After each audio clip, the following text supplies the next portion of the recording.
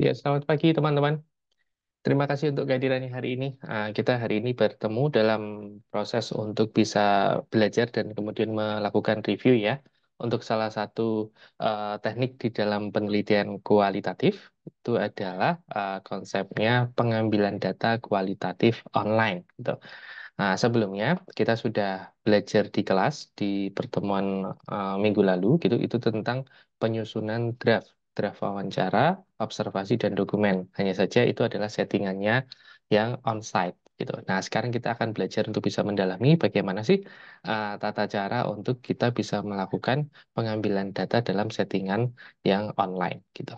Teman-teman nanti juga bisa manfaatkan ini untuk salah satu pendekatan yang akan teman-teman bisa lakukan dalam pengerjaan skripsi. Ketika teman-teman nanti mengerjakan itu dalam settingan penelitian kualitatif ya gitu. Terima kasih. Di sini ada Femi, ada Dipta, ada Dwi, ada Verina, ada Aulian, Resmi, Sunar, dan juga Luciana. Oke, saya akan mulai untuk bisa share screen ya. Kita akan mulai untuk bisa belajar bagaimana itu cara melakukan pengambilan data kualitatif online.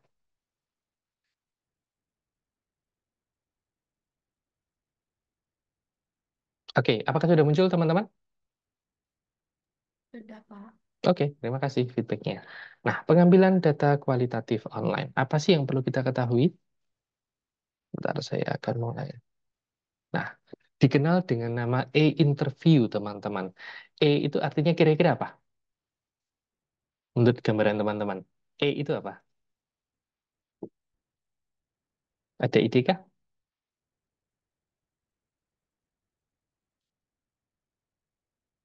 Elektronik mungkin, Pak. Nah, betul. Terima kasih Sunar. Tadi Sunar ya, betul. Electronic interview, betul. Kita akan melihat bahwa sekarang ketika kita melakukan suatu bentuk wawancara secara elektronik, sebenarnya kita mendekatkan diri dalam perkembangan teknologi ya, gitu. Uh, saya dan teman-teman juga sekarang memiliki apa HP gitu, memiliki handphone, memiliki laptop seperti yang kemudian kita juga lakukan pada hari ini ketika melakukan perkuliahan secara online gitu. Nah, kita memang nanti akan mendekatkan diri dalam sisi penguasaan secara teknologi. Salah satunya adalah bagian electronic interview gitu. Ya, ada beberapa pertanyaan mendasar teman-teman sebelum menggunakan e-interview atau electronic interview gitu. Apa saja itu? Yang pertama, apakah peneliti memiliki dasar yang meyakinkan dengan untuk menggunakan wawancara online dan pengamatan yang kemudian dipersiapkan atau dokumen yang dicapai itu sesuai dengan tujuan penelitian? Nah, maksudnya apa? Nah, ketika kita melakukan penelitian teman-teman gitu ya, entah itu di dalam settingan kuantitatif atau sekarang ini adalah settingan kualitatif, maka yang diperlukan itu sebenarnya adalah persiapan. Persiapan dari proses kita untuk bisa menemukan suatu jawaban atas latar belakang permasalahan yang sudah kita angkat gitu ya. Tentu akan menjadi settingan yang berbeda untuk pertanyaan penelitian di kuantitatif dan juga di kualitatif gitu.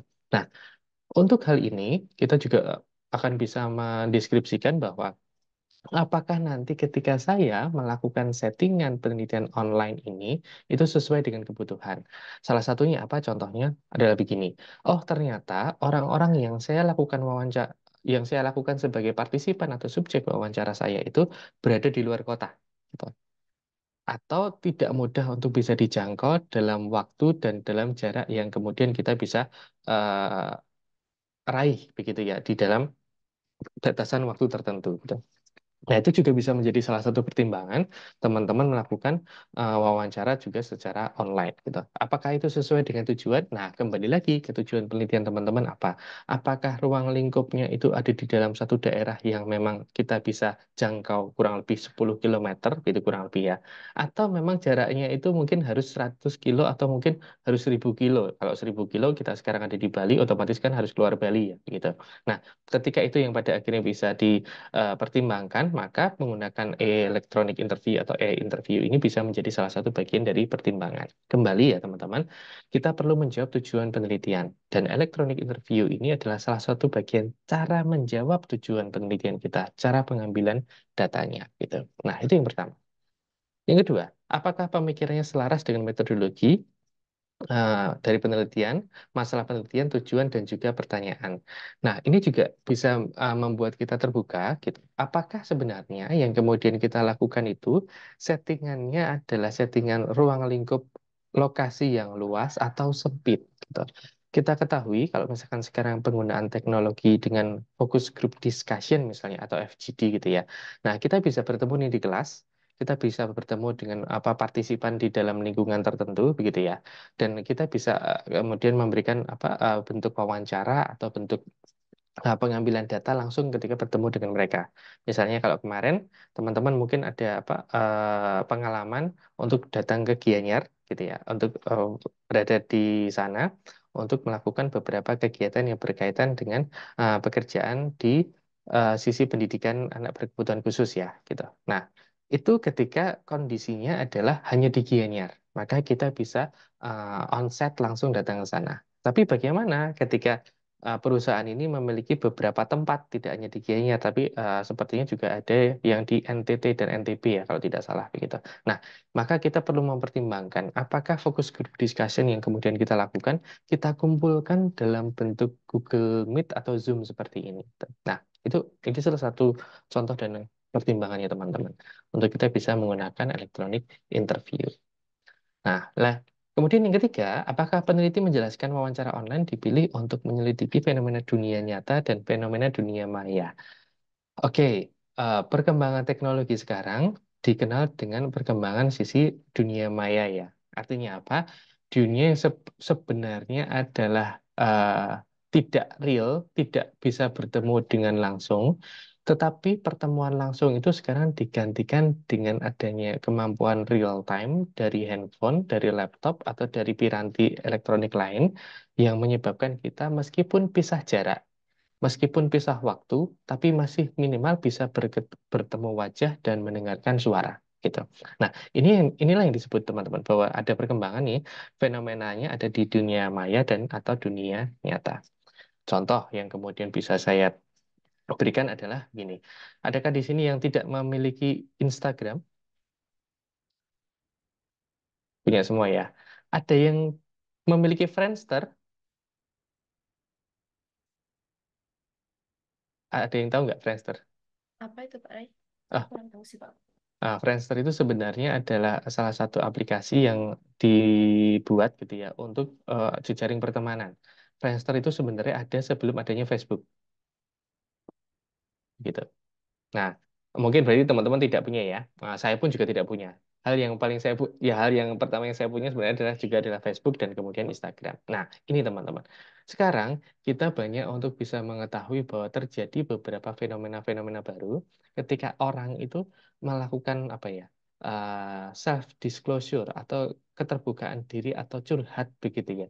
Itu melalui media sosialnya, tidak lagi bertemu dengan teman gitu ya, tetapi pada akhirnya mereka memanfaatkan media sosialnya untuk bisa update status gitu. Nah, ini adalah salah satu fenomena yang berkembang akibat kemajuan teknologi gitu. Kenapa? Ya, pertemanan itu kemudian dilihat dari jumlah like, jumlah dislike yang kemudian berikan, followernya berapa, begitu ya. Kalau misalkan itu di Instagram, gitu ya. Dan atau juga pesan dari DM tertentu yang pada akhirnya langsung merujuk pada orang itu. Nah, disitulah terjadi sisi perkembangan komunikasi yang ada. Bahwa kalau misalkan dulu bertemu itu perlu janjian, waktunya itu harus sama begitu ya, dan minimal adalah kalau dulu share-nya adalah share lokasi di mana bertemunya gitu ya.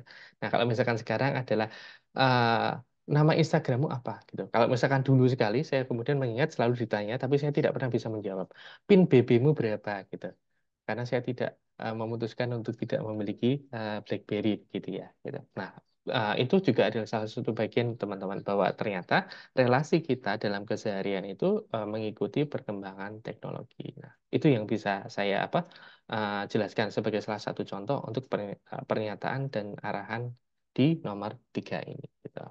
Oke, sampai di sini dulu. Apakah ada pertanyaan? Tidak ada? Bisa saya lanjutkan? Oke, terima kasih.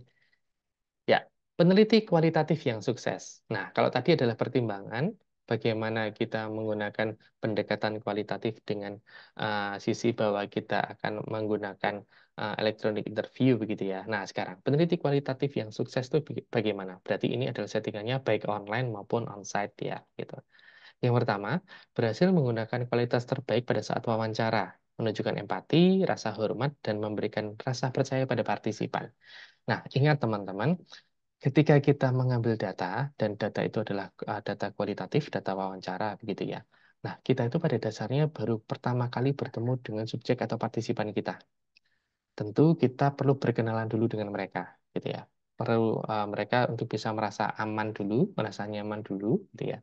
Baru pada akhirnya nanti kita kemudian tawarkan mereka melalui inform consent untuk mereka bisa bersedia mengikuti penelitian atau tidak. Gitu. Nah, adanya rasa aman yang kita kemudian bangun dalam bentuk raport ini sebenarnya menunjukkan bahwa orang atau partisipan yang ikut dalam penelitian gitu itu menunjukkan rasa percaya bahwa oh ternyata kakak-kakak ini itu mengamankan data saya gitu. Nah, itu kan sebenarnya diwujudkan dalam tulisan yang ada di inform consent ya begitu. Dan demikian juga bagaimana nanti rasa nyaman dan rasa aman ini akan membuat mereka lebih leluasa untuk bisa berbagi. Berbagi apa? Berbagi cerita dari pertanyaan yang kemudian kita susun dan kita juga nanti akan tanyakan di dalam persiapan draft wawancara yang sudah kita buat gitu. Nah, jadi ini adalah bagian yang penting, teman-teman, di mana sebenarnya kita siap untuk bisa bertemu dengan mereka secara langsung, langsung dalam artian di sini adalah bertemu melalui media maya maupun media nyata ya, online maupun onsite ya gitu. Nah, berarti ini adalah satu bentuk bagian keterampilan yang perlu dimiliki oleh seorang peneliti kualitatif karena langsung bertemu dengan partisipannya gitu. Lalu yang kedua, menggunakan pertanyaan yang serius, penyelidikan dan juga mendengarkan secara reflektif. Nah, artinya apa? Kita perlu fokus untuk nanti bisa memberikan pertanyaan kepada partisipan. Nah, tentu kita perlu untuk bisa melihat bagaimana respon partisipan, gitu ya. Apakah mereka itu juga menjawab dengan antusias sehingga kita bisa melakukan observasi atas jawaban mereka, gitu. Atau mereka mungkin ada rasa malu, rasa canggung, atau mungkin rasa malas. Malas tuh mungkin bisa dibilang mereka tidak begitu berminat untuk menindaklanjuti lebih jauh begitu ya. Nah, kitalah yang sebagai peneliti itu sebenarnya menunjukkan sisi yang persiapan untuk lebih peka gitu ya terhadap kondisi partisipan. Ketika partisipan merasa lelah atau merasa tidak begitu nyaman misalnya, kita bisa tawarkan teman-teman untuk nanti bisa istirahat dulu gitu. Atau mungkin ketika memang dibutuhkan penjadwalan ulang, sebenarnya itu nanti bisa dilakukan untuk konteks penjadwalan ulang. Nah, paling tidak adalah yang kita lakukan di sini benar-benar kemudian memberikan waktu dan kesempatan mereka secara nyaman, secara aman, dan kita pun serius untuk bisa mendengarkan gitu. Nah, jangan pernah juga untuk kita nyambi ya, disambi begitu. Misalkan sembari kita mendengarkan pertanyaan mereka, kemudian kita melakukan catatan-catatan tertentu gitu. Ketika itu disampaikan di depan, itu tidak apa-apa. Tapi ketika mereka tidak tahu bahwa kita akan mencatat nantinya, gitu ya, mereka akan merasa, loh kok saya itu sedang cerita loh Mbak, saya itu sedang cerita loh Mas, begitu. Kok Mbak dan Mas mencatat begitu saja sih, gitu. Nah, sebenarnya cerita saya itu dianggap apa, gitu. Nah, bagi kita mungkin itu penting untuk menyampaikan dulu di awal, sehingga letak inform consent ini juga perlu untuk bisa disepakati sejak awal, begitu ya, sehingga ada beberapa penggambaran yang memang bisa digunakan dan dipersiapkan baik dari kita sebagai peneliti atau dari partisipan yang kemudian menjadi subjek penelitiannya. Nah, itu yang kedua. Lalu yang ketiga adalah jeli mencatat sinyal verbal dan mendengarkan ungkapan-ungkapan verbal. Ingat teman-teman, kualitatif itu kita sekarang sedang mengembangkan kemampuan otak kiri ya. Kita akan mengembangkan untuk kemampuan berbahasa. Jadi kita perlu peka untuk menyampaikan beberapa pernyataan dan kata-kata. Kalau di kuantitatif yang teman-teman sudah pelajari, kita mengembangkan otak sebelah kanan tuh gitu. Kita mengembangkan angka gitu. Nah, ini pada dasarnya berarti teman-teman sebagai peneliti ketika diajari keduanya, otak kita berkembang semua teman-teman. Ya kanan ya kiri gitu ya. Dan sekarang memang tantangannya itu berbeda. Bagaimana kemampuan bahasa kita dan bagaimana apa yang kemudian kita persiapkan untuk bisa menyusun kata, mencari makna gitu, dan juga nanti melihat di dalam sisi kebutuhan observasinya gitu. Kita akan menjadi orang yang juga memberikan perhatian gitu ya, yang lebih di dalam proses wawancara. Karena mau tidak mau, ketika wawancara kualitatif, kita sendirilah yang pada akhirnya menjadi apa ya, orang atau menjadi alat untuk bisa mengambil data, tidak kemudian diwakili di dalam bentuk skala seperti yang kemudian kita lakukan di kuantitatif gitu. Nah, ini pengingat. Ada 3 bagian, teman-teman. Syarat atau kualitas peneliti kualitatif. Oke. Saya lanjutkan, teman-teman. Bentar. Haruskah individu duduk bersama satu ruangan untuk tercipta dialog yang bermakna, gitu, yang sebelumnya diasumsikan butuh kedekatan fisik, saat ini dilakukan dengan sisi elektronik ya. Nah, ini adalah beberapa perkembangan yang ada di dalam konteks electronic interview. Electronic interview menggunakan piranti Information and Communication Technologies, atau nanti saya akan menyebutnya dengan teknologi ICT, istilahnya ya. Nah, sebenarnya itu adalah kepanjangan dari Information and Communication Technologies. Nah, ICT menawarkan beragam cara untuk melakukan wawancara di media online atau pesan singkat di alat aplikasi. Kalau misalkan hal yang paling sederhana adalah SMS, kalau sekarang mungkin kita mengenal dengan chat, gitu ya. Nah, ketika data dikumpulkan, didapat diperlakukan sebagai wujud wawancara yang tercatat secara elektronik selama dilakukan sesuai dengan kaidah penelitian. Nah, ingat bahwa untuk melakukan wawancara ini, electronic interview ini, kita perlu tetap berpedoman pada kaidah penelitian ya, teman-teman. Karena ini sebenarnya adalah cara mendapatkan data. Jadi, tata cara penelitiannya tetap juga harus kita perhatikan. Oke, sebelum saya masuk pada pembahasan alurnya, apakah ada pertanyaan dari teman-teman? Jika ada, silakan.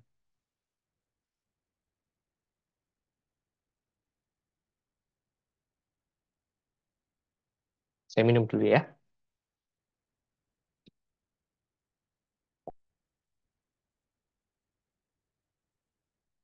Ada teman-teman? Dipahami kah? Oke, saya lanjutkan ya kalau begitu. Oke, berikutnya. Penelitian kualitatif itu memiliki alur yang melingkar. Artinya satu titik memiliki kaitan dengan titik lainnya. Begini yang dimaksud bahwa ketika kita ada dan datang ke lapangan gitu. Terkadang teman-teman yang kemudian kita lakukan di bab 1 itu sebenarnya kan kita mengasumsikan terjadi sesuatu gitu ya. Dan sebenarnya asumsi itu kita buktikan dengan studi pendahuluan gitu. Nah, ternyata misalnya nih hasil studi pendahuluannya itu berbeda dengan apa yang kita asumsikan pertama. Nah, apa yang sebenarnya kita perlu pertimbangkan? Ya, kita melihatnya di hasil studi pendahuluan, bukan dari hasil studi asumsi kita. Meskipun asumsi pertama itu berawal dari kajian literatur yang kemudian kita lakukan. Nah, perubahan-perubahan inilah yang disebutkan bahwa penelitian di kualitatif itu adalah penelitian yang melingkar. Artinya, dimungkinkan terjadinya perubahan bahkan itu di dalam konteks penyusunan latar belakang atau studi pendahuluan berdasarkan data-data terkini dan juga data-data yang valid. Gitu. Nah, nanti pun ketika berkaitan dengan draft teman-teman, teman-teman sudah membuat draft nih, teman-teman sudah membuat draft wawancara, observasi dan dokumen gitu ya. Ternyata di lapangan dibutuhkan ada suatu apa, penyesuaian untuk penambahan pertanyaan gitu. Nah, di kualitatif itu sangat dimungkinkan. Karena ini adalah bagian dari yang kemudian kita susun sebagai suatu bentuk pendalaman data ya. Gitu. Nah, ini yang disebut kenapa penelitian kualitatif itu memiliki alur yang meningkat. Penggunaan disesuaikan dengan tujuan penelitian dan desain penelitian yang dipilih. Nah, ingat, saya pernah sampaikan di kelas ya kemarin ya. Kalau kualitatif, jangan dibuat gaduh-gaduh. Kalau misalkan awalnya fenomenologi, fokusnya ke fenomenologi nantinya juga akan menjadi pendekatan fenomenologi dan tata cara analisa datanya di fenomenologi. Kalau studi kasus, sejak awal cara pandangnya studi kasus dan cara pengambilan data studi kasus dan analisanya studi kasus gitu. Nah, ini yang pada akhirnya perlu untuk bisa ditetapkan dulu gitu ya. Dan nanti ketika ada penyesuaian pun, maka penyesuaian metode akan berimbas pada penyesuaian cara pandang di bagian bab 1 gitu. Dan pun juga itu adalah suatu bentuk yang bisa kita pertimbangkan juga teman-teman sebagai salah satu bentuk persiapan. Gitu ya. Lalu, selain itu juga memiliki arah data apakah nantinya akan dibutuhkan peneliti angka, foto, kata ungkapan, grafik, dan segala macam. Nah, ini maksudnya apa? ketika kita menyusun bab satu untuk penelitian kualitatif, sebenarnya kita bisa menyimpulkan itu dalam bentuk data kutipan wawancara, gitu ya, data hasil survei, gitu ya, atau mungkin data skala dan atau bentuk suatu grafik atau diagram. Ini sebenarnya adalah cara kita untuk bisa menyimpulkan bahwa ternyata latar belakang masalah tertentu itu kita bisa representasikan datanya, kita bisa tampilkan datanya dalam berbagai macam bentuk. Dan kita pun nanti juga perlu untuk bisa mempertimbangkan ya kalau misalkan di pengambilan studi pendahuluan itu diperbolehkan untuk bisa tetap melakukan survei gitu. Meski yang nanti akan menjadi beda adalah pengambilan data di bab 4 untuk konteksnya yang ada di kualitatif gitu. Nih, itu adalah langkah pertama teman-teman. Ini kita masih menyasar pada tujuan dan juga desain gitu. Teman-teman yang kualitatif di sini dari tadi itu siapa ya, Lucy, Femi dan juga Resmi, apakah menyajikan salah satu dari hal ini, angka, kata ungkapan, grafik dan segala macam di studi pendahuluannya? Iya Pak, saya ada kasih ungkapan sama eh, angka Pak di studi Angka, pendahuluan. ya. Ya, Kalau tidak salah Lucy yang tentang itu ya, apa di panti ya, iya betul Pak. data-data yang ada di panti. Oke. Kalau Femi, Kalau saya sih ada di angka. angka survei ya. Heeh. Dan beberapa data kalau kemarin kalau tidak salah data BNN. Iya. Gitu. Oke, oke, terima kasih. Mm. Berikutnya kalau Resmi, Resmi Kalau itu saya tentang guru ya. kata, ya kata dan ungkapan juga. Nah, udah Ya, dilengkapi ya berarti ya. Oke, udah. nah maka teman-teman sebenarnya sudah melakukan ini. Oke, terima kasih Resmi, terima kasih Lucy dan juga Femi untuk feedbacknya ya. Nah, pada dasarnya berarti teman-teman sudah melakukan bahwa ternyata untuk pemilihan ini memiliki arah data yang sudah teman-teman tentukan. Salah satunya adalah ternyata data-data itu penting untuk bisa kita tunjukkan bahwa nih loh, saya memiliki latar belakang studi pendahuluan yang kemudian kuat, yang nantinya akan dilanjutkan kepada konteks pengambilan data di penelitian teman-teman atau persiapan pengambilan data di bab 4 gitu. Oke, terima kasih feedbacknya. Lalu saya lanjutkan. Nah, beberapa yang berkaitan dengan electronic interview, kita juga akan berkaitan dengan media. Contohnya di sini adalah ICT dipilih sebagai media komunikasi kepada peserta dengan teks, audio, atau video. Nah, teman-teman, ini pilihan ya. Pilihan yang memang ditawarkan oleh ICT. Pilihan yang memang ditawarkan bahwa teman-teman bisa bertukar chat, bertukar voice note dan juga atau bertukar rekaman wawancara secara video call gitu ya. Nah, ini yang sebenarnya ditawarkan oleh ICT untuk media-media yang akan bisa digunakan gitu. Kemudian ICT juga menawarkan lokasi gitu ya. Salah satunya kalau misalkan di sini adalah WhatsApp group gitu ya, status situs di media sosial, video konferensi atau juga survei online. Kemarin teman-teman saya melihat dalam pengerjaannya juga melakukan survei online gitu ya. Selain itu juga mungkin tidak tidak menggunakan WhatsApp group ya, kecuali dalam konteks kita melakukan bimbingan gitu ya. Saya dengan teman-teman melakukan yang ada di WhatsApp group gitu. Nah, dan sekarang ini kita menggunakan video konferensi untuk salah satunya tetap bisa berkomunikasi untuk bisa menyampaikan tentang penelitian kualitatif online gitu. Nah, yang dimaksud lokasi ICT itu adalah itu teman-teman. Teman-teman pasti punya WhatsApp group gitu ya. Nah, itulah lokasinya. Yang mana WhatsApp group ini nanti bisa dikumpulkan sesuai dengan partisipan teman-teman gitu ya. Nah, tentu ini juga memiliki waktu yang terbatas. Ada waktu untuk bisa join, ada peraturan yang ada di WhatsApp group itu, begitu ya. Dan nanti ada waktunya untuk bisa diselesaikan. Gitu. Lalu, yang berikutnya adalah fenomena. Menganalisis aktivitas, pengalaman, dan perilaku orang di dalam ICT. Artinya apa? Di sini kalau misalkan yang saya contohkan, adalah ketika saya membuat WhatsApp group kelas yang mungkin juga teman-teman rasakan ya. Di sana ada tata cara kapan kita akan memulai perkuliahan, gitu. Di sana ada tata cara untuk saya memberikan instruksi dan teman-teman memberikan beberapa feedback atau pertanyaan di dalam kelompok diskusi, begitu. Ada pengumpulan tugas juga bisa dilakukan di WhatsApp group, gitu misalnya. Dan berbagi pengalaman, misalnya ada teman-teman yang kemudian sharing tentang pengalaman melakukan penelitiannya, dan teman-teman bisa tempatkan itu di WhatsApp group, gitu. Dan bagaimana perilakunya misalnya. Kalau misalkan kemarin ada yang teman-teman izin tidak mengikuti bimbingan atau teman-teman memindahkan waktu bimbingan teman-teman. Nah, itu kan sebenarnya perilaku orang di dalam ICT ya. Nah, ini sebenarnya juga adalah perilaku-perilaku yang kalau dalam konteks penelitian kita bisa melakukan observasi gitu. Nah, pada dasarnya ini adalah bentuk komunikasi teman-teman yang kemudian kita permudah dengan adanya perkembangan teknologi saat ini gitu. Nah, itu 3 penjelasan tentang konteks media, lokasi dan juga fenomena. Gitu. Saya lanjut ya. Nah, peneliti sebagai peneliti, gunakan semua indera untuk mengobservasi, gunakan semua media ICT untuk menggali data. Di sini perlu kita sadari bahwa kadang teman-teman kita dan partisipan kita itu beda kemampuan penguasaan teknologinya, gitu ya. Mungkin bagi teman-teman yang sudah canggih begitu, teman-teman bisa melakukan video conference seperti ini sembari kemudian membentuk WhatsApp group atau kemudian membentuk suatu komunitas di dalam aplikasi yang lain, contohnya adalah Telegram gitu ya. Tetapi partisipan teman-teman mungkin hanya mengenalnya WhatsApp group misalnya begitu dan mereka perlu untuk bisa belajar menggunakan Telegram. Gitu. Atau kalau misalkan partisipan teman-teman itu adalah orang yang sudah lanjut usia begitu ya, jangan boro-boro mereka kemudian mempersiapkan WhatsApp grup ya, memiliki handphone saja terkadang sudah tidak mereka gunakan atau mungkin mereka tinggalkan, dan pada akhirnya mereka hanya bisa menerima pesan itu dengan di telepon gitu. Kalau di SMS mungkin nggak tahu SMS itu masuk begitu ya. Atau kalau misalkan di WhatsApp, mungkin mereka lupa untuk bisa mengisi paket kuota data gitu. Nah, inilah yang kemudian kita bisa persiapkan. Bahwa sebagai peneliti yang perlu persiapan dengan piranti yang lengkap itu kita dulu. Gitu ya. Sehingga kita bisa menawarkan pada partisipan kita, oke, kemampuan Anda atau kenyamanan Anda untuk nanti dihubungi lewat media mana. Gitu.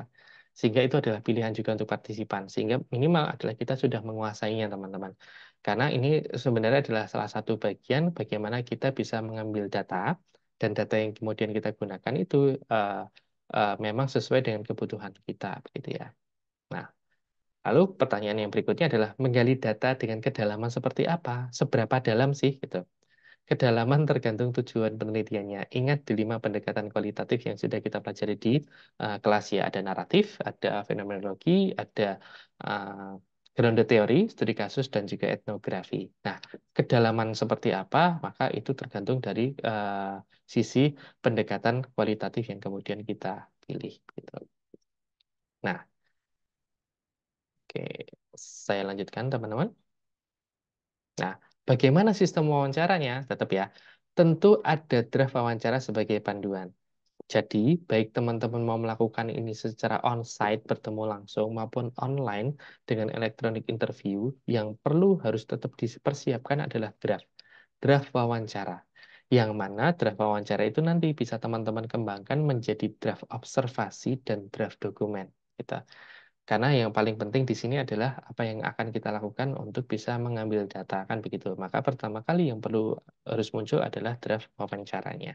Berarti baik online maupun onsite ini tetap bisa kita persiapkan terlebih dahulu, gitu ya. Lalu bisa menggunakan pertukaran rekaman suara antar pertanyaan dan juga jawaban. Video call menukar informasi dengan teks. Contohnya adalah begini. Misalnya teman-teman janjian nih sama partisipanmu. Nanti saya akan mengirimkan pesan gitu ya, berupa voice note misalnya jam 12 gitu ya. Nah, tolong nanti bisa dijawab ketika waktunya sudah luang ya gitu. Seluang-luangnya partisipanmu, sebaiknya juga teman-teman memastikan bahwa mungkin jawaban mereka tidak lebih dari jam 12 tapi hari berikutnya. Itu kepanjangan. Gitu. Tetapi paling tidak ketika teman-teman mengirimkan voice note atau chat jam 12, paling tidak jam 1 itu sudah ada responnya. Sehingga apa? Sehingga pada akhirnya ini komunikasinya bisa berjalan juga dengan optimal karena tadi waktu tunda, waktu delay-nya tidak terlalu panjang. Gitu. Dan saya dan juga teman-teman pun kan juga pernah merasakan kan, ketika ngechat seseorang gitu ya, misalkan saya ngechat teman-teman atau teman-teman ngechat saya, waktunya kelamaan untuk bisa merespon kan pikirannya udah lain-lain kan. Gitu. Lah ini kenapa ya? Apakah chat saya salah ya? Apa voice note saya salah ya? Gitu. Nah, ini sebenarnya adalah bentuk dari sisi komunikasi. Gimana menukar jawaban ini juga penting, tetapi diharapkan nanti kesediaannya juga tidak di dalam jangka waktu yang lama. Gitu. Pun ketika ada situasi dan kondisi yang urgent misalnya, maaf saya tidak bisa menjawab sekarang, mungkin saya akan menjawab nanti sore gitu ya.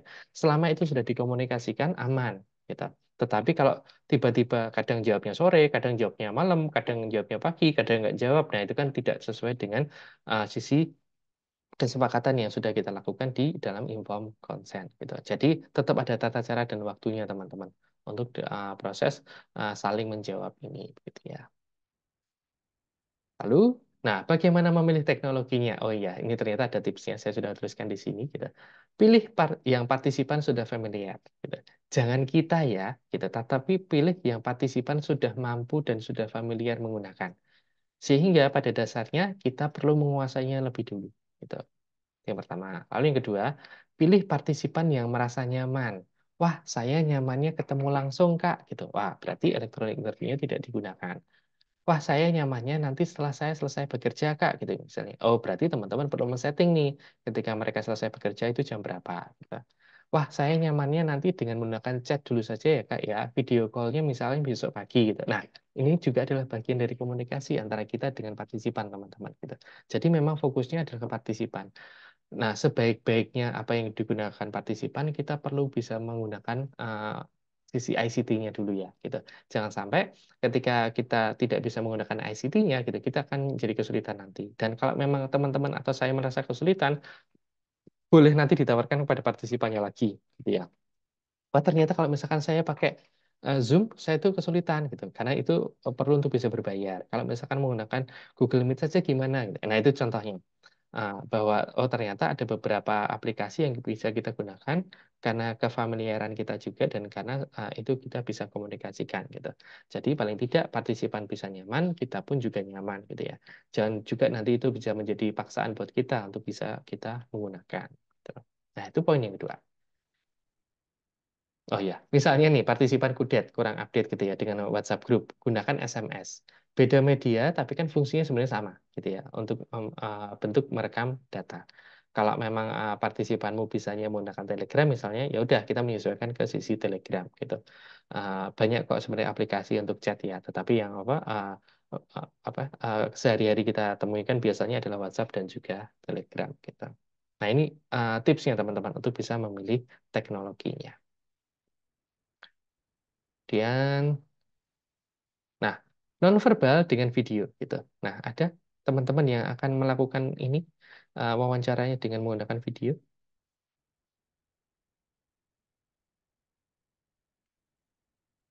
Adakah yang merencanakan? Oh, gini Pak, yang Ya. itu via Google Meet itu, Oh, Femi mau melakukan itu ya. iya, Oke. sama informannya. Oh, sama informnya. Oke, baik. Kapan kira-kira Femi melakukan? Besok Pak, hari Sabtu. Hari Sabtu. Sudah selesai kamu bekerja juga? Sebelum kerja. Oh, sebelum kerja ya. Heeh. Partisipanmu sudah mengenal Google Meet?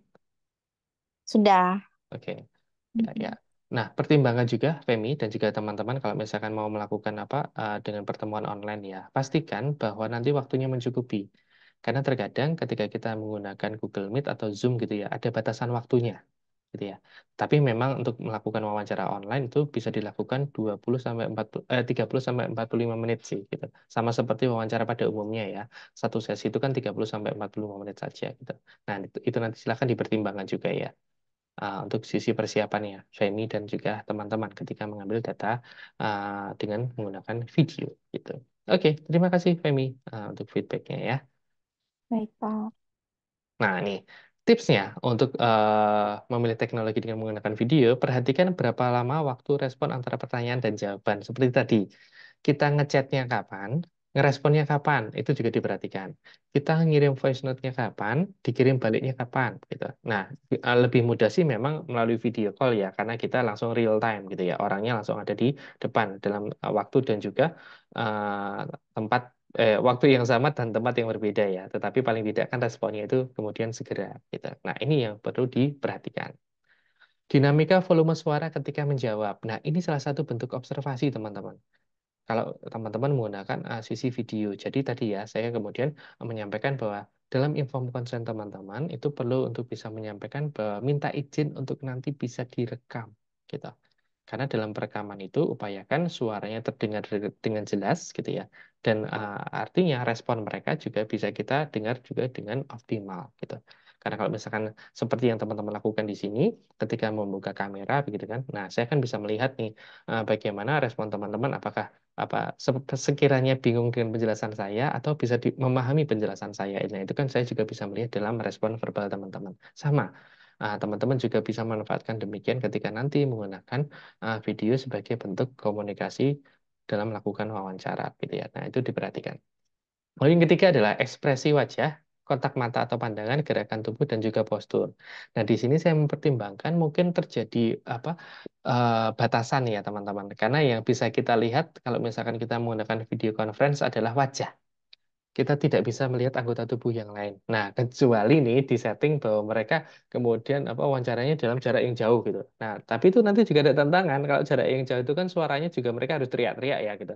Nah, mana mungkin ketika mereka teriak-teriak untuk bisa menyampaikan, eh, mungkin orang di sekitar mereka dia itu juga akan tahu gitu apa yang akan menjadi isi pesannya. Nah, ini yang tadi saya sampaikan bahwa ada plus minus ternyata untuk menggunakan ICT sebagai salah satu bentuk wawancara. Nah, ini silakan nanti teman-teman juga pertimbangkan gitu ya.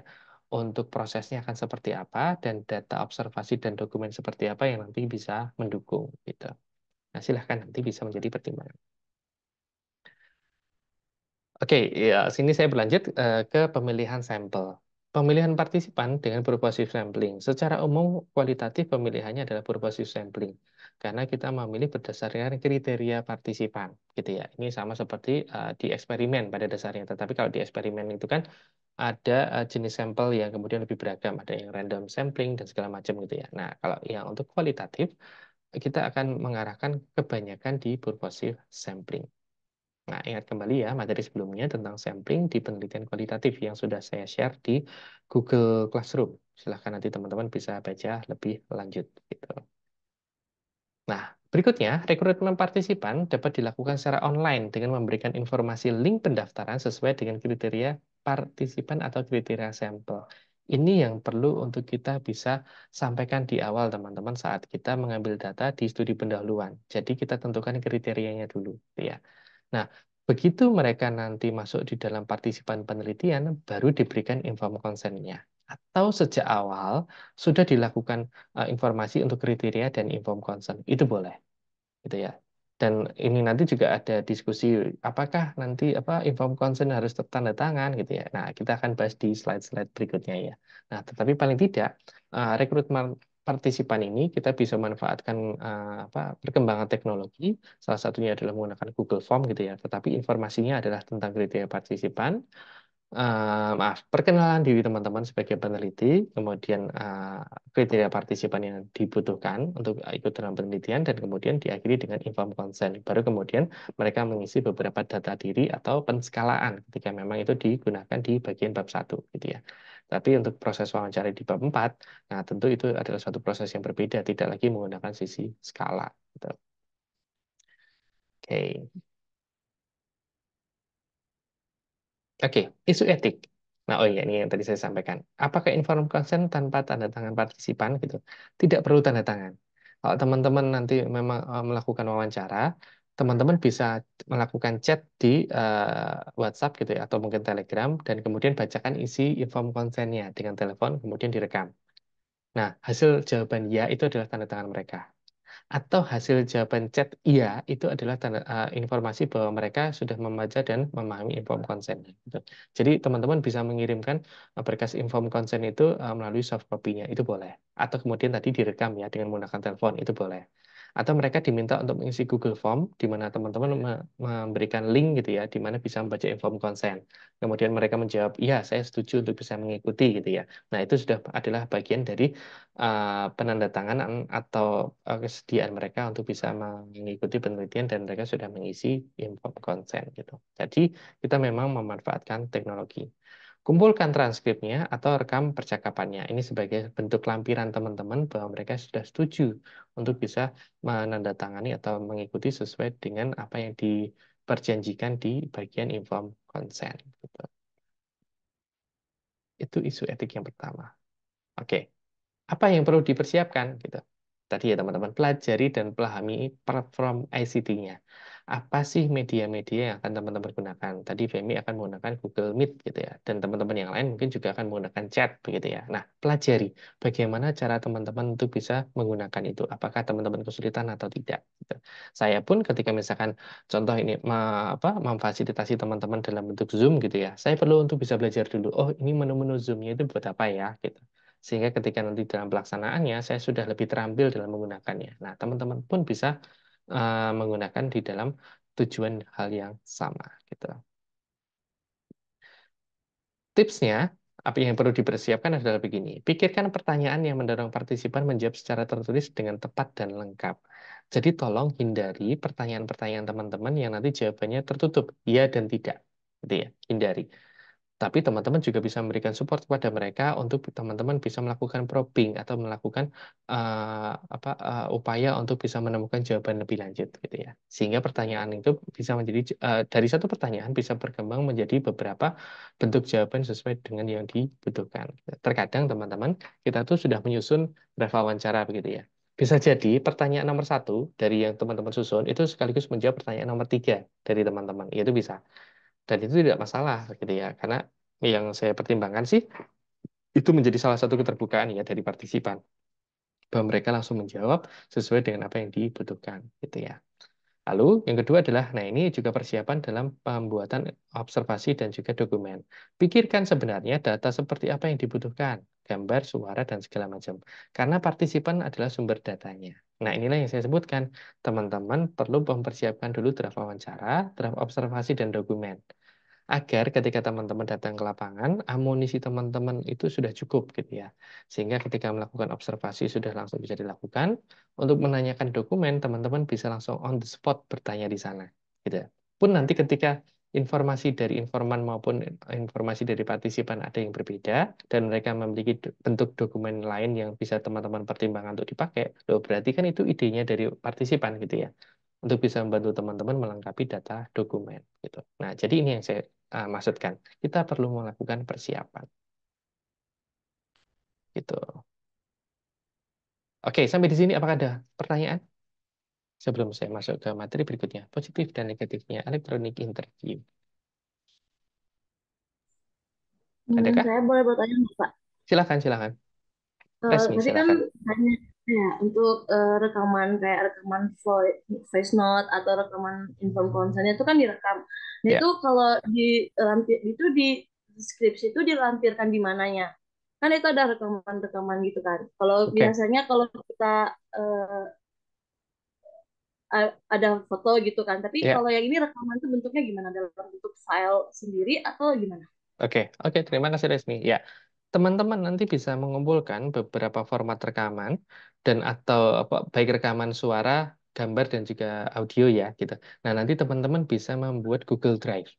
Jadi teman-teman mengumpulkan di dalam bentuk link Google Drive-nya dan pastikan nanti yang bisa mengakses adalah orang-orang yang ada di dalam lingkup pendidikan. Jadi teman-teman menggunakan email instansi dan teman-teman mensyaratkan di sana nanti yang bisa membuka adalah hanya orang-orang yang ada di dalam instansi gitu ya. Minimal adalah di sisi kampus gitu.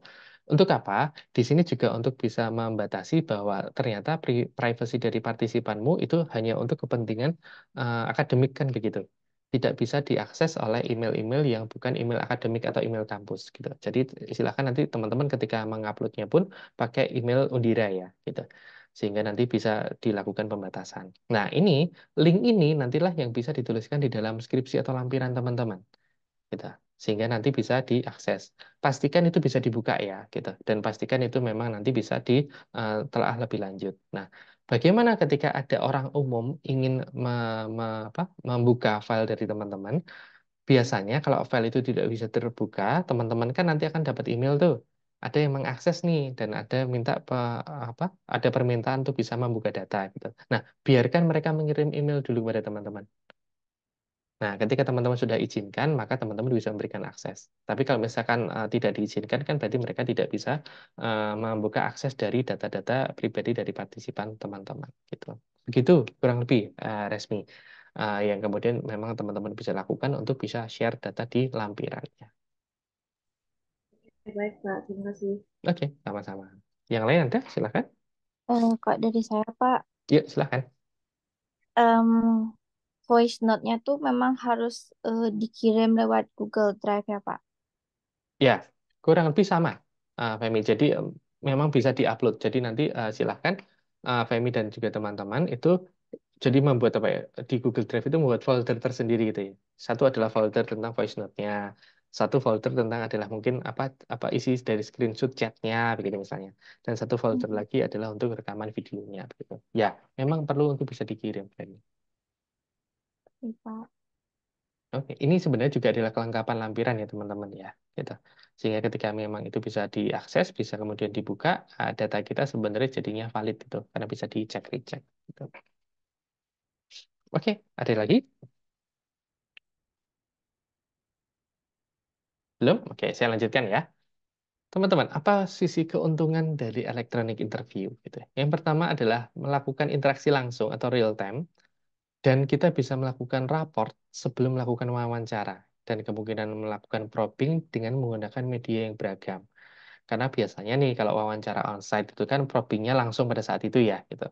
Nah, kalau misalkan kita menggunakan apa sisi electronic interview gitu ya, kita bisa melakukan probing dengan salah satunya adalah misalnya nih, kemarin sudah wawancara secara onsite, oh ternyata ada beberapa data yang kurang gitu ya. Ada beberapa data yang perlu ditindaklanjuti. Nah, teman-teman bisa melanjutkan itu melalui chat gitu misalnya, atau teman-teman bisa bertemu lagi atau bahkan janjian untuk bisa menggunakan rekaman apa kok rekaman menggunakan media video gitu misalnya, yang tadi disampaikan Zoom atau mungkin Google Meet gitu. Nah, ini yang kemudian menjadi salah satu bentuk kelebihan ya atau keuntungan di dalam electronic interview gitu. Nah, uh, apapun yang kemudian kita persiapkan terkadang juga tidak sempurna ya teman-teman. Nah, ternyata electronic interview juga ada kekurangan gitu ya. Nah, kelengkapan data tergantung setting yang dibuat, kecepatan koneksi internet yang berbeda kualitasnya. Maksudnya adalah begini. Ketika data kita lengkap seperti yang tadi saya sampaikan, ada apa link dari chat, ada link dari apa hasil verbatim gitu ya. Ada data observasi, ada data dokumen gitu. Dan kemudian adalah ada link apa voice note, ada juga dari rekaman video begitu ya. Nah, sebenarnya kelengkapan data ini kan tergantung dari persiapan yang kita lakukan. Gitu. Semakin kita bisa melengkapi data itu untuk minimal adalah kelengkapan triangulasi data, maka semakin valid data kita. Tapi semakin itu tidak ada atau semakin berkurang gitu ya kualitasnya misalnya, oh ternyata saya kemarin lupa observasi gitu misalnya, oh ternyata dokumennya itu belum dilengkapi misalnya gitu. Nah, jawaban saya pasti ini bukan boleh atau tidak gitu. Tapi ini adalah perihal kelemahan yang pada akhirnya kita perlu akui bahwa ini menjadi keterbatasan penelitian kita. Karena apa? Datanya tidak bisa tervalidasi dengan optimal gitu ya. Jadi ini juga bisa menjadi pertimbangan teman-teman untuk bisa melengkapi data tergantung settingan yang memang kita buat. Kalau kemarin ada beberapa mahasiswa yang bertanya ke saya, mereka sudah melakukan wawancara begitu ya, dan melakukan wawancaranya melalui voice note. Nah, dia baru sadar bahwa, oh iya kalau gini observasinya bagaimana Pak gitu. Nah, ini juga bisa menjadi pertimbangan teman-teman bahwa sejak awal teman-teman bisa men-setting tuh nanti yang akan dilakukan dalam pengambilan data caranya akan seperti apa gitu. Nah, ini ya keuntungan dan juga kelemahan. Oke. Saya lanjutkan. Merancang electronic interview. Apa yang bisa dilakukan? Satu, rancang guideline yang baik, ringkas, jelas, bila perlu tes guideline dengan teman penelitian lain. Maksudnya siapa sih? Guideline itu biasanya saya katakan di kelas itu draft, teman-teman. Atau kalau misalkan bahasa yang umumnya adalah panduan, gitu ya. Nah, kita perlu untuk bisa memiliki panduan yang jelas sebelum datang ke lapangan. Karena kita adalah peneliti dan partisipan itu hanya mengikuti pertanyaan penelitian yang kemudian kita ajukan di wawancara. Ketika kita tidak jelas dalam menyusun pertanyaan wawancaranya, partisipanmu ikutan tidak jelas nanti untuk bisa menjawabnya, gitu ya. Nah, maka kita perlu untuk bisa memastikan dulu merancang guideline yang baik, ringkas dan juga jelas sesuai dengan pendekatannya ya, baik fenomenologi maupun studi kasus, gitu.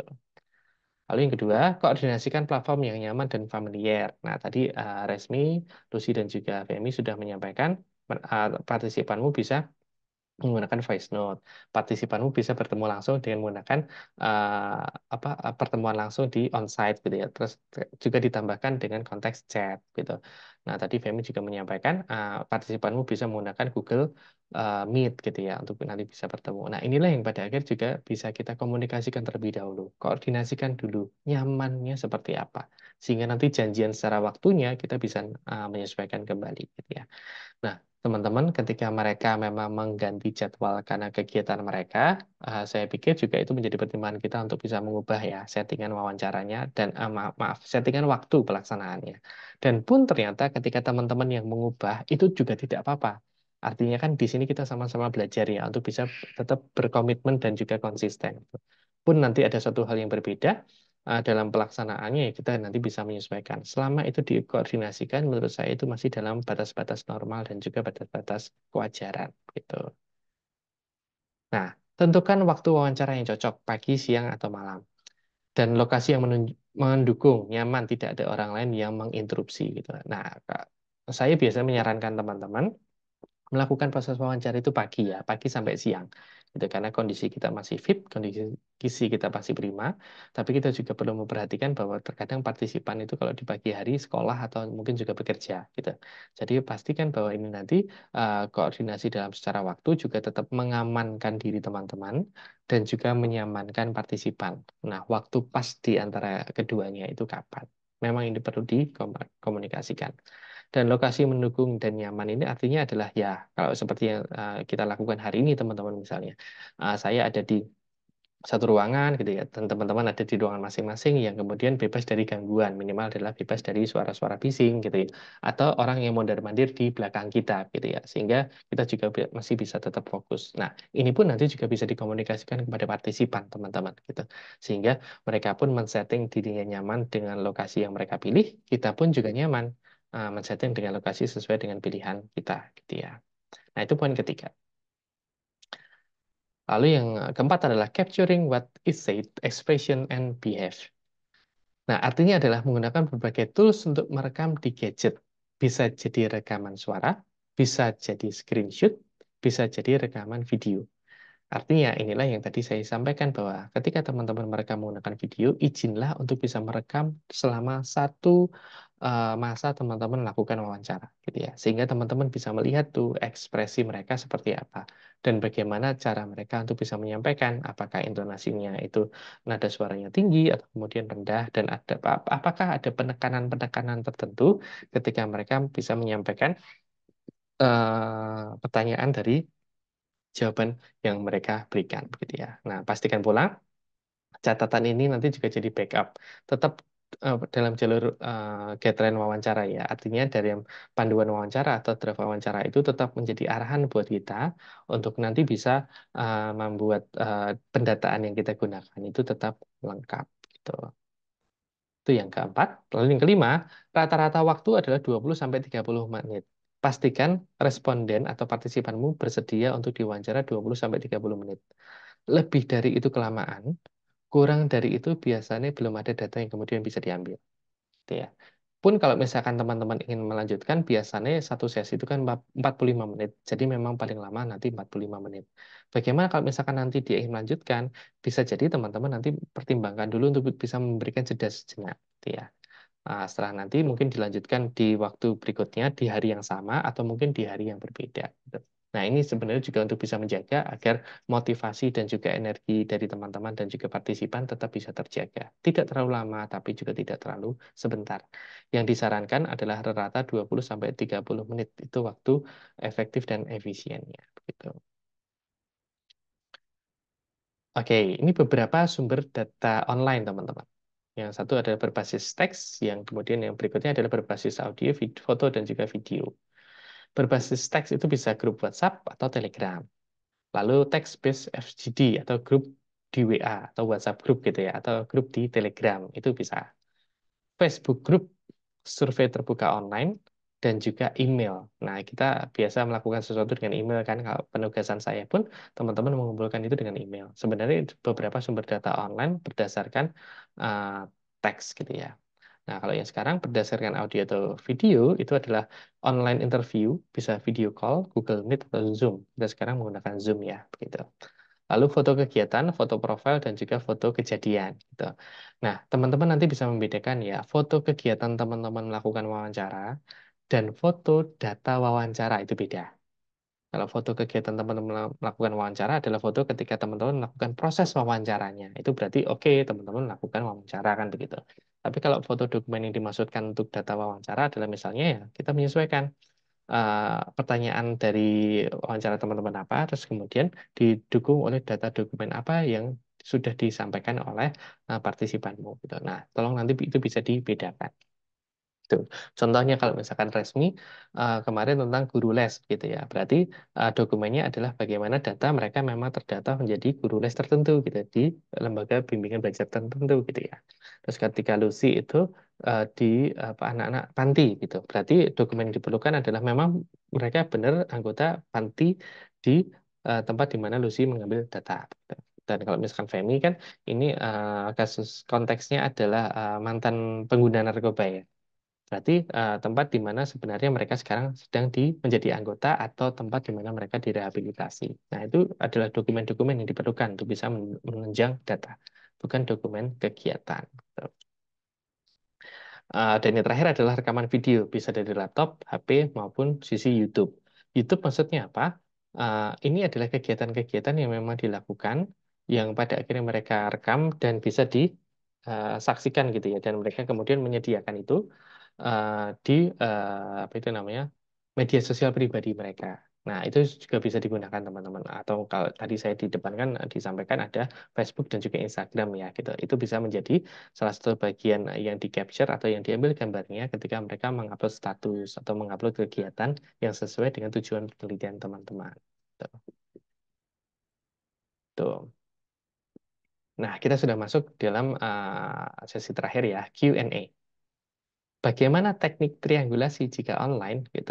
Oke, sebenarnya sama sih. Mendapatkan data objektif dari responden, informan, dan significant others yang kemudian diwawancarai secara online atau menggunakan jurnal, tulisan partisipan kemudian difoto dan juga sejenisnya. Ini adalah teknisnya saja teman-teman. Gitu ya. Lalu bagaimana untuk mempertimbangkan kejenuhan data? Artinya, kualitas data menurun ketika tidak face-to-face. Kita perlu menyadari bahwa kebutuhan untuk observasi dan dokumen itu penting.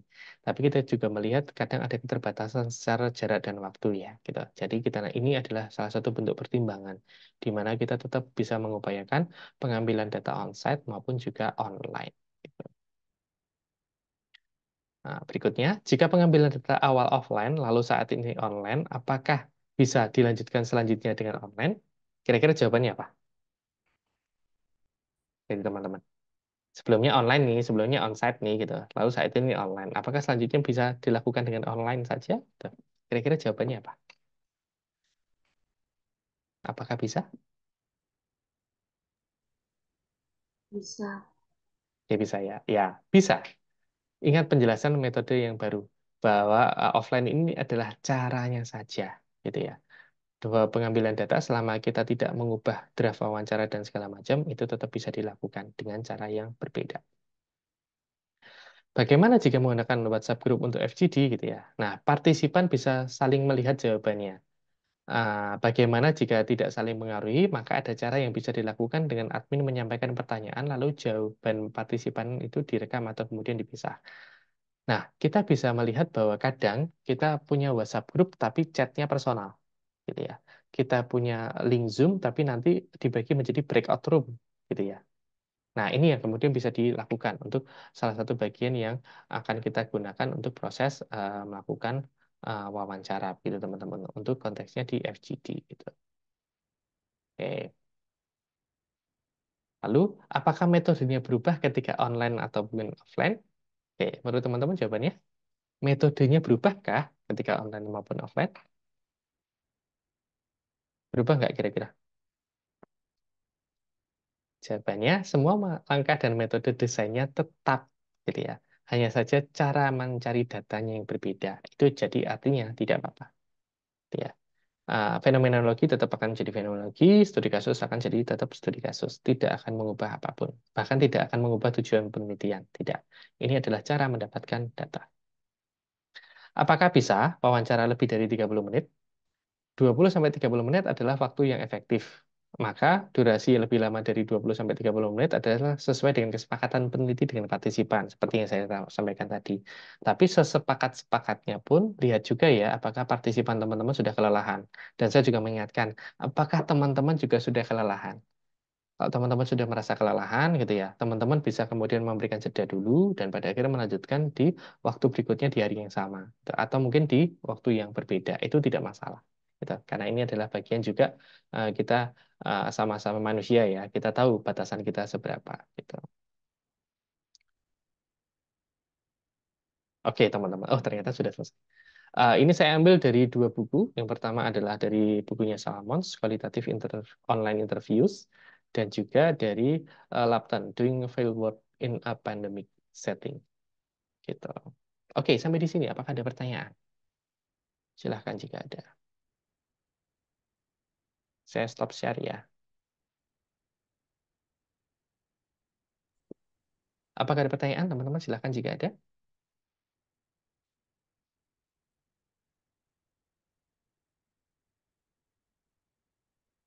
Belum? Belum ada?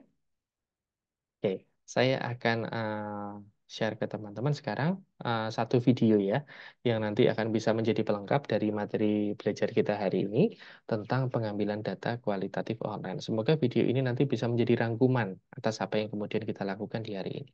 Sebentar, saya persiapkan videonya.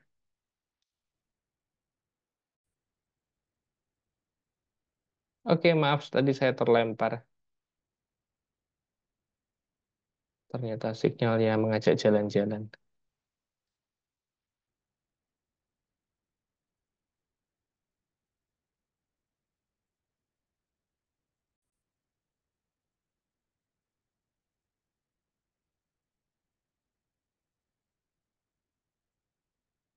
Oke, apakah muncul teman-teman videonya?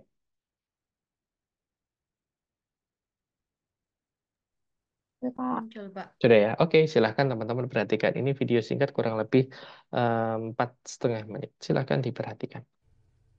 So you've been asked to conduct a qualitative research interview. Should be easy peasy, right? Nope. Interviewing is one of those skills that look easy, but is in fact quite difficult and takes time and experience to master. I see that you have neither time nor experience. Don't fear. Follow this practical advice and you might come out of this interview with some useful data. Let's talk about how to conduct a qualitative research interview in 3 steps. Step 1. Prepare for the interview. This may seem like it goes without saying, but you need to select someone to interview who is knowledgeable regarding whatever topic your qualitative research is about. Much to my surprise, students are often surprised that when they interview someone who doesn't know anything about their research topic, they don't get any useful data. Surprise! Don't be surprised. And when you find the person, you'll want to be clear about the time commitment. Will it be one 30-minute interview, or do you anticipate longer or multiple interviews? Also, be very clear about expectations of confidentiality. Tell them how you will work to protect their data, even if that's not a priority for them. As researchers, protecting the people we work with is always a priority for us. Always. You will also need to think through how you're going to document the interview. Will you audio or video record? Will you listen and try to take notes? Decide and then make sure the person you interview is okay with the approach. Pro tip, nobody likes to be on video, but people are more comfortable with an audio recording. And if you're recording, don't worry about taking notes. Be present. Focus on the person. You can make notes from listening to the recording later. Step 2. Constructing effective research questions. A common approach to qualitative data gathering is called the semi-structured interview. In this approach, you have enough questions to gather the data you think you need, but enough flexibility to ask follow-up questions and go where the conversation takes you. Here's a couple of tips for writing useful interview questions. Avoid yes-no questions. If you ask a yes-no question, you will get a yes-no answer. So instead of asking, do you like the culture and climate at your job? You can ask the same question in a more open-ended fashion. Tell me about the climate and culture at your job. Ask one question at a time. If you ask multiple questions in one sentence, you're less likely to get answers to each of those questions, and more likely that the participant will just answer the first one because, they forgot the other 16 questions you pummeled them with. Be sure to ask your questions in a neutral way. You're not supposed to be leading them to a particular answer. You need honest data. So no, tell me how much you hate that doofus Curtis. And I happen to like Curtis, even if he is a doofus. Lastly, the interviewee will answer the questions you ask, not the questions you thought of after the interview when you realized you didn't get the data you needed and you now regret trying to make up the questions as you went along. So ask the questions that will help your research. An effective way to test the usefulness of those questions is to pilot them with someone who is similar to your interviewee. This will give you feedback regarding if those questions are understood by the participant and if they may lead to the types of data you need. Finding out your questions are bad in a pilot is far more useful than assuming you have awesome questions and choosing not to pilot. Because you don't have awesome questions. You're new at this. Step 3. The interview process. Now it's time for the actual interview. Be sure to scope out an appropriate place for the interview. You may want a quiet, secluded place that can offer some confidentiality from eavesdropping neighbors. Just pick a place that won't be too distracting. If you're recording the interview or taking notes, be sure to ask permission once again. And during the interview, be aware of your body language. If you hear something unexpected and your eyes communicate, "This dude crazy," your interview will come to a screeching halt as the interviewee tries to backpedal what could have been really useful data, but you freaked out about it and they saw you got freaked out. When you're done with the interview, thank the participant and immediately grab a pen and write down your thoughts and connections, ideas, and experiences from the interview. The clock is ticking on your short-term memory, so capture your experiences as the interviewer as quickly as possible. Remember, a good qualitative interview is all about preparation and trust. Do your work to prepare, and do the work to be a trustworthy qualitative researcher, protecting the integrity and personhood of the people you work with. And if that's too much to ask, might I suggest a career in quantitative research?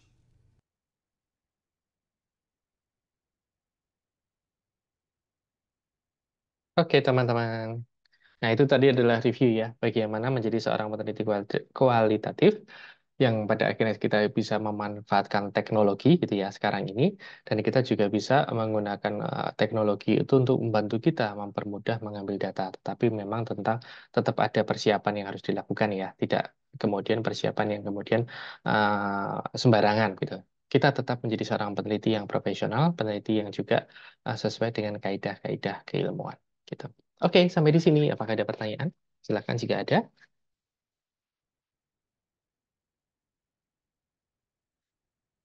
Apakah refreshingnya mencukupi? Ada beberapa ide-ide untuk teman-teman melakukan analisa data nanti dan pengambilan data untuk konteks kualitatif.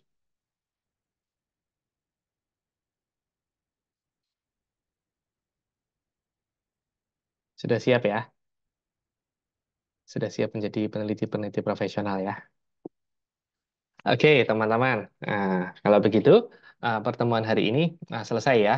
Silahkan untuk materi saya ini nanti bisa teman-teman dapatkan di Google Classroom. Seperti biasa, saya akan share di sana. Dan kemarin juga sudah saya sampaikan di WhatsApp ya. Nanti juga teman-teman bisa majukan ke beberapa link video yang sudah saya sediakan di sana. Terima kasih banyak untuk kehadiran hari ini dan semoga apa yang kemudian kita sudah persiapkan hari ini membantu kita untuk bisa menyelesaikan penelitian kualitatif yang kemudian kita lakukan ya. Terima kasih. Kalau di sini ada saya urutkan dari atas. Terima kasih Femi, terima kasih Aulian, terima kasih Dipta, Sunar, Dwi, Verina, Resmi, dan juga Luciana ya untuk kehadirannya. Dan silakan nanti teman-teman bisa kembali fokus di dalam penelitiannya, dalam pengerjaan skripsi yang saat ini dilakukan, gitu ya. Terima kasih banyak. Saya akhiri pertemuan kita hari ini. Sampai jumpa lagi di pertemuan selanjutnya. Selamat melanjutkan aktivitas masing-masing ya.